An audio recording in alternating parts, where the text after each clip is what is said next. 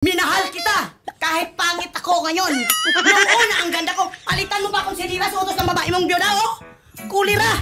Ang pangit na sinira, saan mo yung palit sa ako? Samantan nung kilala mo ako, karebal mo yung anak ni Bal Iglesias. Sino po si Bal? Si Bal Iglesias, direktor ng Marimar Sir yung retratan. Sa, ano? Saan? Pelikula? Oo, kasi nandyan siya, naging kagawad ko sa Rosario. Ngayon, umiksi na yan. Maligaw, hinaharang niya. Tapos ngayon, ito ipapalit mo sa akin. Naiabando mo lang kami mag-ina, na anak mo pa. Dahil sa byuda na kay Ken.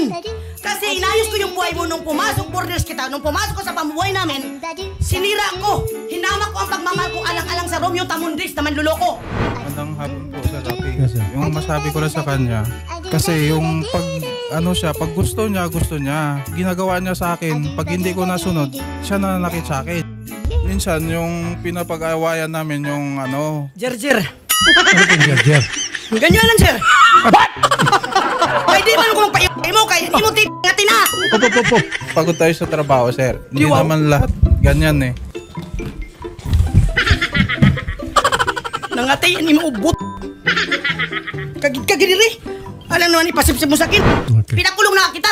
Pinatawad lang kita sa tanay kasi nga, sabi mo, huwag ka naman pamamedical mo, kay kawawa ko. Nanaginip, nag-away na kami. Yakapin na naman niya ako yan, di.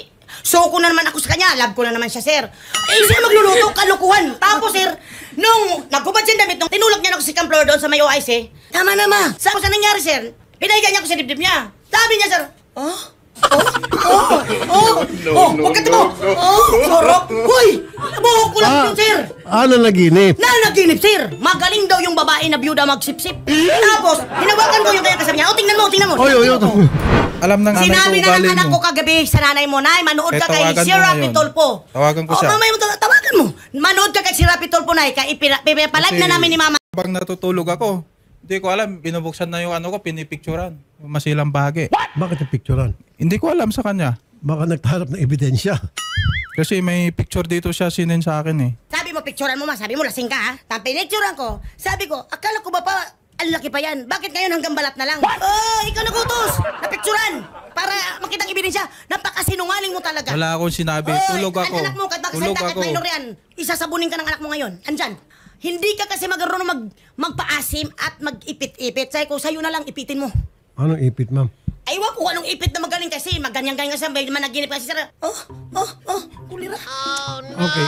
Pero paano, ma'am? Ayaw na niya makipagbalikan Ayaw siya. ko na rin naman sir sa kanya. Oh. Hindi ko na rin naman hinabol ang pagkasinggil niya.